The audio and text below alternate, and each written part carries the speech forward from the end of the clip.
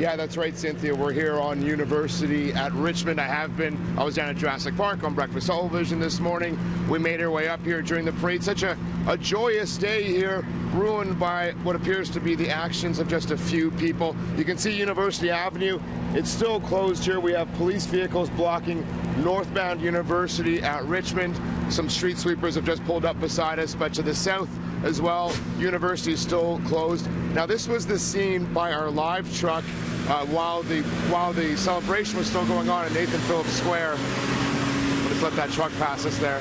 This was the scene as people ran by our live truck in a state of panic. Some were crying, some were yelling, "Shooter, shooter, shooter."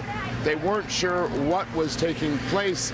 Quite a frightening scene for all of us, to say the least.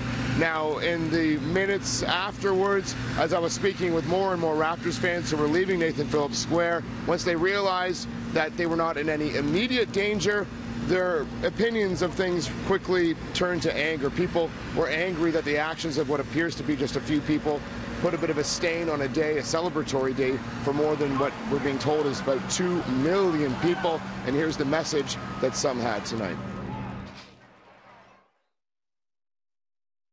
Toronto is like a city of love, city of community, city of camaraderie. Like, it's one love. It's one city with an entire world within it.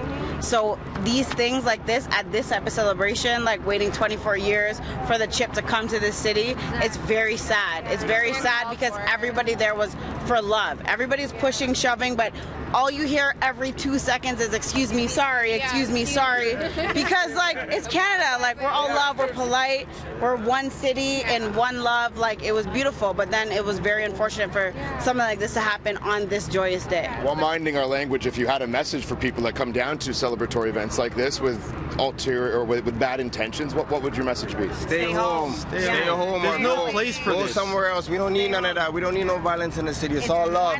I'm a Toronto native. I'm telling you, it's all love, yo. Don't let no one fool you. We're not gonna let This doesn't represent us. This is not who we are. We're all good people, and we all love everybody around us. After the whole event, you should see how many heroes picked up bags, shoes, try to help people find their kids. Even everything that happened with KD, like we set up a charity, all this stuff. It's once like the very big brand in TO. It's a Canadian brand, One Love TO, and that's what our city represents.